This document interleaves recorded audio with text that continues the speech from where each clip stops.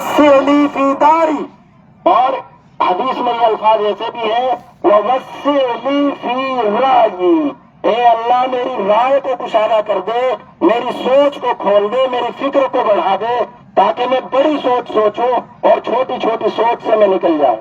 لیکن ہمارے بچے اپنی صلاحیتیں خراب کر رہے ہیں، ان کی خیر خبر لی جائے، ان کے بارے میں پوچھا جائے کون سی نماز پڑھی، کون سی چھوڑی، کتنی صورتیں سیکھی، کتنی نہیں سیکھی۔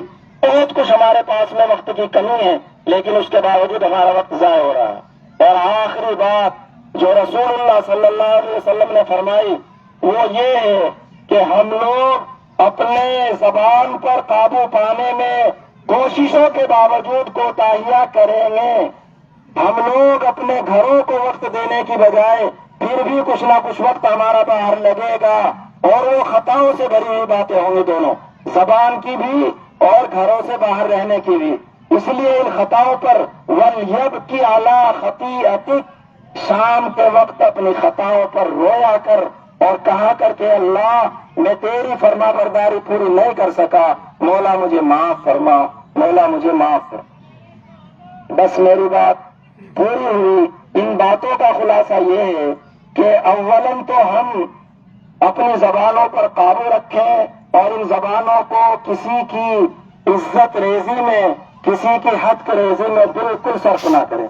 جہاں تک ہو سکے دوسروں کی تعریف کریں، دوسروں کے حوصلے بڑھائیں، اپنی مجلسوں میں لوگوں کی خیر کی باتیں کریں، لوگوں کو نفع پہنچانے کی اسکیمیں بنائیں۔ غیر ہم سے فائدہ اٹھا رہے ہیں اور ہم لوگوں کو اپنے اختلاف سے فرصت نہیں ہے۔ دوسری بات یہ کہ اپنا وقت اپنے بیوی بچوں کو دیں اور زیادہ سے زیادہ دیں، محفل بازیوں سے اپنے آپ کو جہاں تک ہو سکے تو محفوظ رکھیں۔ اور تیسری بات یہ ہے کہ ہر انسان کو اپنے خطا کار ہونے کا احساس ہونا چاہیے، اور اس احساس کے بعد اللہ کے سامنے تھوڑا بہت رو لیا کریں، پروردگار ہم خطا کار و گنہگار ہیں، اور تمام کچھ تیرا انعام ہونے کے باوجود ہم اس سے فائدہ نہیں اٹھا سکے، مولا ہمیں معاف فرما دیجیے۔ اور تیسری اور آخری بات 2 منٹ کے اندر مختصراً میں یہ عرض کر رہا ہوں، ہمارے گاؤں اور بستی کی مسجدوں کے احوال بگڑ چکے ہیں اور بگڑے ہوئے۔ اس لیے کمیٹی والے ساری مسجدوں کے کمیٹی کے جو ممبران حضرات ہیں وہ ہوش کے ناخن لے، صرف آنے والے چندے کو جمع کر کے گھر میں رکھ لینے کا نام صدر کمیٹی نہیں ہے اور صدارت کمیٹی نہیں ہے۔ صرف چندہ اکٹھا کرنا یا مسجدوں میں ٹائلز لگا دینا اور مسجدوں کی آبادی کا سبب اس معنی کر کے یہاں کمکمے ہوں گے، یہاں لائٹیں ہوں گی، یہاں ٹائلز ہوں گی، یہاں پتھر ہوں گے، صرف اس بارے میں سوچ لینا یہ کمیٹیوں کی ذمہ داریاں نہیں ہیں۔ ان کی ذمہ داری یہ ہے کہ ہمارے پرکھوں نے، ہمارے بڑوں نے اپنی جائیداد میں سے اور اپنی بسنے والی زمینوں میں سے حصے نکال نکال کے مسجدوں کو دیے، مدرسوں کو دیے، اور آج ان کی صرف آبادی کا مسئلہ ہے۔ ہماری مسجد سے ہمارے آنے والی نسلوں کو کتنا فائدہ پہنچ رہا ہے، کتنے بچے یہاں سے فائدہ اٹھا رہے ہیں، ہمارے امام تعلیم کتنی اچھے سے کرتے ہیں اور تقریر و بیان میں لوگوں کو کتنے نفع پہنچا رہے ہیں، اور امام کے جماعوں کی شکل کیا ہو سکتی ہے، ان کی آمدنیوں میں اضافے کی شکل کیا ہو سکتی ہے، ان کی تنخواہوں میں بڑھوتری کو ہم کیسے کریں۔ 1,32,00,000 اور اتنے ہزار روپے ایک امام کو فلاں جگہ پر دیے گئے، کہیں فراری گاڑی دی جا رہی ہے، کہیں مرسڈیز گاڑیاں دی جا رہی ہیں، کہیں پلاٹ اماموں کے نام کیے جا رہے ہیں، کہیں گھر بنا کر ان کو دیے جا رہے ہیں، کہیں کاروبار کرنے کے لیے 1 کروڑ روپے اور 50 لاکھ روپے ان کو ہدیے میں اور عطیے میں عید پر دیے جا رہے ہیں۔ لیکن بہت عجیب و غریب مسلمانوں کی بھری ہوئی بستی نردھنا، جہاں معاملہ بجائے بڑھنے کو نیچے کی طرف ہے، کوئی معاملہ اس سلسلے میں بڑا سوچنے کے لیے تیار نہیں ہے، بلکہ ایسے مشورہ دینے والے لوگ بہت ہیں۔ امام کو کیا ضرورت ہے، امام کہاں لے جائے گا، کھانا تو یہاں سے مل ہی جاتا ہے، کپڑے بھی مل جاتے ہیں، امام کو پیسے کی کیا ضرورت ہے۔ ارے اللہ کے بندو، آپ جانو حکومتوں کی خباثتوں اور گندگیوں کی وجہ سے مہنگائی کہاں پہنچی ہوئی ہے، اور آج کس کو ضرورتیں نہیں ہے۔ اگر آپ شادیاں 10 لاکھ اور 20 لاکھ کی کرتے ہیں تو پھر وہ بھی کر لیں گے، یا تو پھر آپ ان کے طرز پر آئیے. اس لیے کمیٹیاں ہمارے گاؤں میں بالکل تہس نہس نظام کو کیے ہوئے ہیں. میں نام لے کر نہیں کہتا، ورنہ ہر آدمی اپنی مسجد کے بارے میں سوچ سکتا ہے کہ ہم لوگوں نے اماموں کا، مؤذنوں کا اور خود مسجدوں کا کیا حال بنایا ہے. اتنی بڑی بڑی جگہ اگر دلی اور بمبئی جیسی جگہ میں ہو تو بڑی یونیورسٹیوں کا کام ان سے لیا جا سکتا ہے، لیکن ہمارے یہاں اتنی بڑی بڑی مسجدیں اور ان سے کوئی کام نہیں لیا جاتا. بچند وقت کی نمازیں الٹی سیدھی پڑھ لی جاتی ہیں، باقی کوئی بڑی سوچ نہیں سوچی جاتی. اگر یہ چھوٹی چھوٹی سوچ ہماری رہی، آئندہ آنے والی نسلیں اللہ کا نام بھی نہیں جانیں گی، رسول اللہ کی تعریف نہیں جانیں گی اور اسلام سے بالکل بے بہرا اور ناشنا ہوں گی. اور ہم جیسوں کو جب قیامت میں اور قبروں میں ان کی پکڑ ہوگی تو ہم جیسوں کو معاف نہیں کریں گے. ہمارا گریبان پکڑ کر کھڑے ہو جائیں گے کہ ہمارے بڑوں نے ہماری راہیں مار دی اور اسلام نہیں سکھایا، ہمیں دنیا سکھائی ہے، ہمیں دنیا دار بنایا ہے. قبر کے، حشر کے، برزخ کے، محشر کے بارے میں ہماری معلومات اور ہمارا عمل ختم کر دیا ہمارے بڑوں نے، اور موبائلوں پر لگائے رکھا اور اصلی تعلیمات میں لگائے رکھا، اور آخرت کا کوئی انتظام ہمیں نہ کرنے دیا نہ سوچنے دیا. اور کام آنے والی چیز میرے بھائیوں وہی ہے. اس لیے میں اپنے گاؤں کے بھرے مجمع سے، خاص طور سے نوجوانوں سے یہ درخواست کر رہا ہوں، جہیز کی لعنت سے بچیں اور اپنے بازو پر اعتماد رکھیں کہ ان کٹوں سے کمانا اور اس لڑکی کو بھی کھلانا ہے کہ میری زندگی میں، میری حیات کا، میری زندگی کا شریک بننے والی ہے.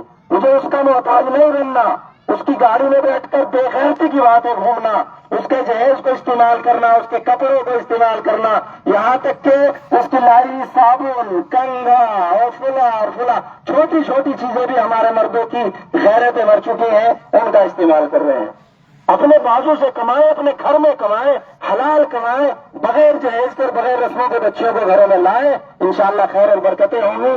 نوجوان اس بات کو طے کریں، بچے ہمارے گھروں میں بیٹھی ہوئی 30 سال کی عمریں بازوں کی ہو رہی ہیں، 35 سال کی عمریں. دوسرے برادریوں میں میں نے دیکھا، بخدا میں جانتا بھی انہیں 40 سال سے متجاوز عمریں ہو چکی، اور نکاحوں کے کوئی انتظام اس لیے نہیں ہے کیونکہ نکاحوں کی رسموں کو کہاں سے بنا. بچپن میں، جوانیوں میں لوگ بوڑھے ہو رہے ہیں، فکروں کی وجہ سے ان کے منہ سکڑ چکے ہیں اور انہیں فکر ہے کہ ہوگا تو کیا ہوگا اور کیسے ہوگا. یہ سارا وبال گھروں میں بیٹھی ہوئی اور بچیاں ہمیں بددعائیں دیتی ہیں. اللہ تعالیٰ ہمیں سمجھ اور فہم عطا فرمائے اور ہمیں صحیح سوچنے کی توفیق عطا فرمائے. بھائی معروف صاحب ہیں ہمارے عیدگاہ کے متولی، وہ کچھ کہنا چاہتے ہیں، ان کی بات بھی سن لی جائے. آپ ہی تو کھڑے ہو، کیا ہے؟ ہم نے کہا کوئی ہندی میں کچھ لکھا ہوا ہے اوپر شاید عیدگاہوں کا کی آمد، یہ سنانا چاہتے ہیں بھائی آپ کو.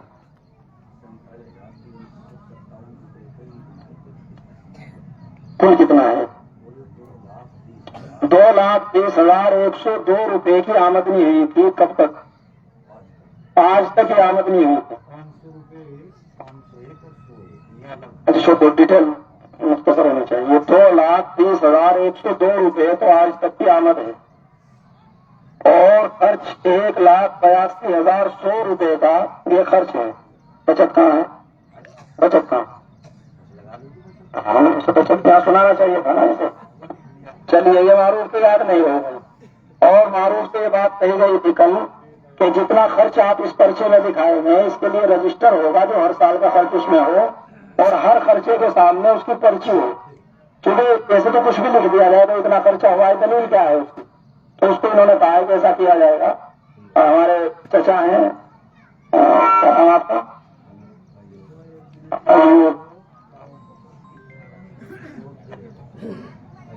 اب تو بس آپ کو ملا کرو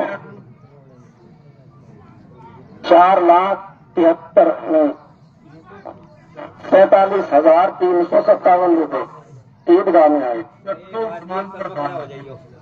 چلو یہ بولیں گے، بولیے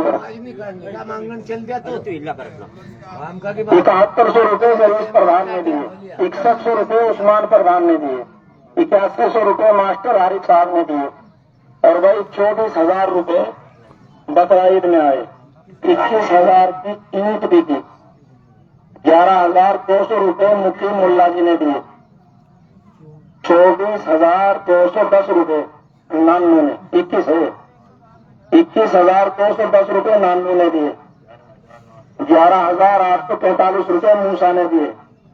موسا ہے کون؟ 13,240 روپے حسین اسٹور والے نے، حسین اسٹور والوں نے دیے۔ 50 روپے معروف، ان معروف نے یہ کیے ہیں نا ان لوگوں نے، یہ کیے ہیں نا ان لوگوں نے، اور 4500 روپے ساتھیوں کے آئے۔ ٹھیک ٹھیک، یہ خرچ تھا جو سنا دیا گیا ہے۔ ٹھیک ہے مفتی صاحب، پہلے اچھا چلو سنو، چچا کیا کہہ رہے ہیں ان کی بات سنو۔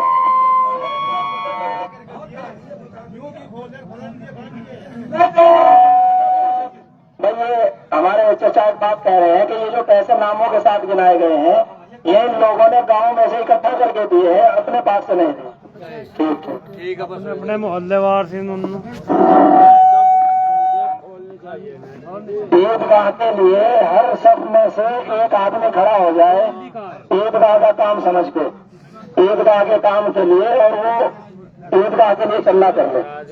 اس میں کوئی حیا کی بات نہیں ہے، وہ عیدگاہ کے لیے، عیدگاہ ہماری ہے، اس کے لیے کھڑا ہو سکتا ہے ہر صف میں سے ایک آدمی، اور اکٹھا کر کے لے آئے۔ حارث کھڑے ہو جاؤ بھائی، لے لو، ٹوپی میں کر لو یا رومال میں کر لو، اور جلدی سے 2-3 منٹ میں اس کام کو مکمل کر لو۔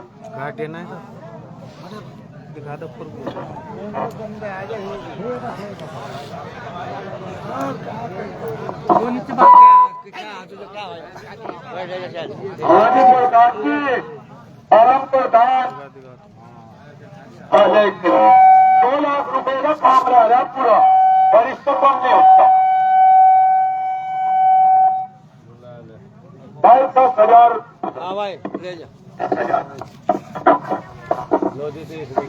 بھائی ہے تو معروف کے مزاج کے خلاف بات یہ، لیکن اسلام کی بات یہ ہے کہ کسی پر کوئی دباؤ نہ بنایا جائے۔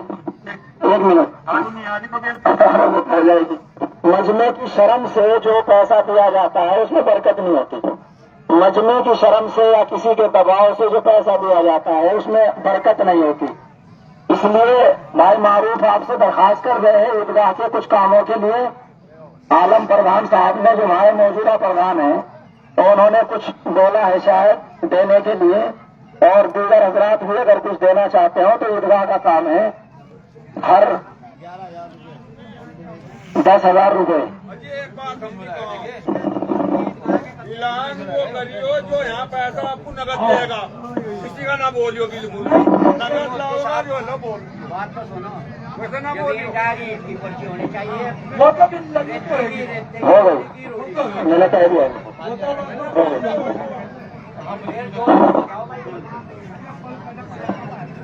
قربان پردھان صاحب کی طرف سے 11,000 روپے عیدگاہ میں دیے گئے ہیں۔ میں ان کی پرچی ابھی رکھا ہوں، نام لکھو اجیت جریس بھی 11,000 دے رہا بھائی، تمہیں وہ کھڑے ہو کے بتا دیں، مجھے تو پتا نہیں ہے نا۔ سابق پردھان جریس بھی کتنے بھائی 11,000 روپے دے رہے ہیں، اللہ تعالیٰ قبول فرمائے، وہ تو ہو جائے گا۔ تو زکریا نام کا بچا، زکریا نے 500 روپے دیے۔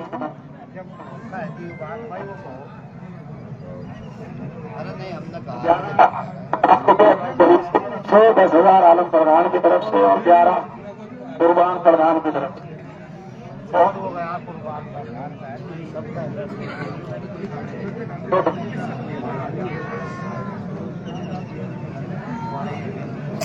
شاہ عالم پردھان پد کے لیڈر اور شاہ عالم کا ان کی طرف سے 12,000 روپے، 12,000 روپے شاہ عالم کی طرف سے۔ اس کے بعد بھائی ہر سب میں گھوم جاؤ، جلدی سے دیر ہو رہی ہے جی، تھوڑے تھوڑے سے دے جا رہے آپ سب میں گھومنا رومال مال ہے نا،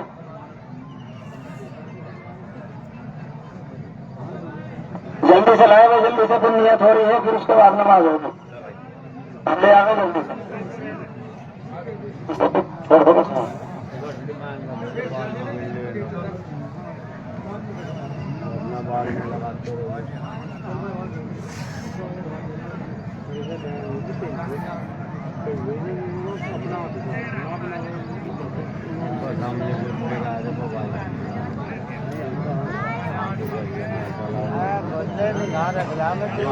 अपने आप सुनाओ ना आप जिस तरह बता रहे लिख रहे करियो मौलवियों को बता जा रहे हैं आपकी बात बताया जाती है लोग इतराज कर रहे हैं। अच्छा उस्मान प्रधान की तरफ से 15,000 रुपये हो गए। पहले उन्होंने 11 दिए थे 15,000 रुपये।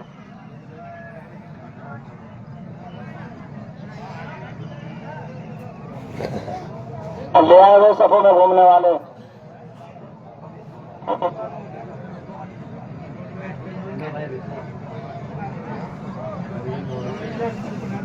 थोड़ी देर बाद में रुक जाइए, बाद में थोड़ी सी कुर्बानी की देखिए। आ जाए मैं जल्दी से आ जाए। ये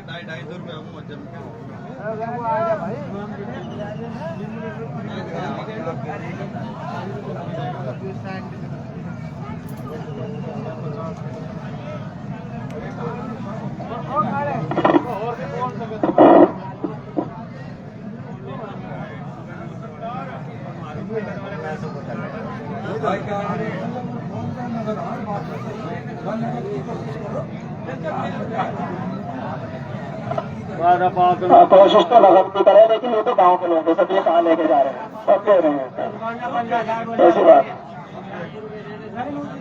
और दूसरे का एतमाद भी होना चाहिए, दे दो बहुत पैसे बोलते जिम्मेदारी में मैं लूंगा उनको तो पैसे बोले पहले दिखते हो आप उसी कागज पे चला भाई भाई जल्दी से आ जाए सब जमा दिखाइए अपने बात को बोला चाह रहे हो देना चाह रहे जकात के लिए भाई इंसान में जकात का पैसा नहीं लगेगा, याद रखें। कोई प्रधान की दे रहे हो या नए प्रधान की ईदगाह हो या मस्जिद में पैसा जकात का नहीं लगता।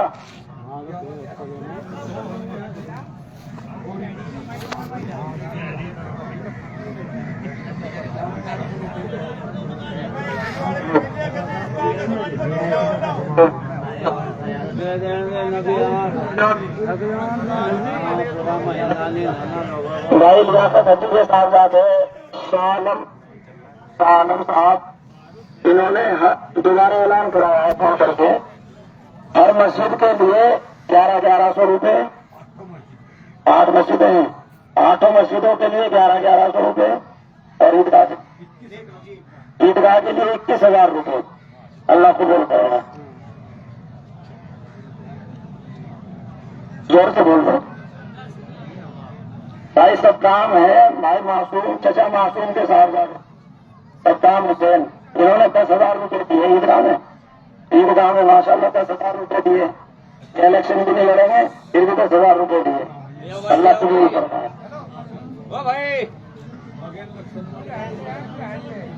अब बगैर इलेक्शन वाले भी चाहिए सबके लिए देना कल के सवाल।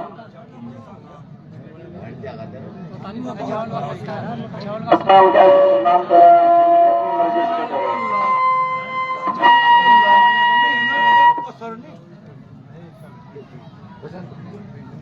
मेहनत मतलब कसर जो बाकी रह गए जल्दी से आ जाए भाई, जल्दी से नियत हो रही है। आखिर 1 लाख बोलवा के जिम्मेदारी दे शांति दे रहे हैं बोल मुरसलीन जल्दी से आ जाओ भाई, आगे अपने लिए आपको लेकर आपको पढ़ाकर लिखाए है तो सब लिखा रखेगा भैया 4 रुपये बोल रखे कहाँ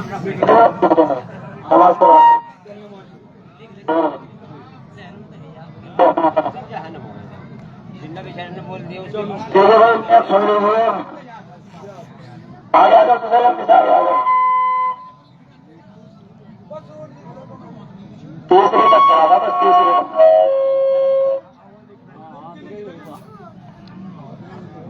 ये का बात सब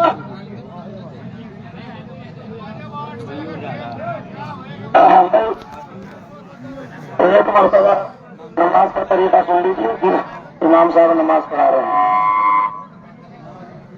दिल में ये सोचने का नाम नियत है। नियत दिल के इरादे का नाम है। दिल से ये इरादा करना कि मैं ईद की नमाज पढ़ रहा हूँ, मैं ईद की नमाज पढ़ रहा हूँ, बस ये तो है नमाज की नियत।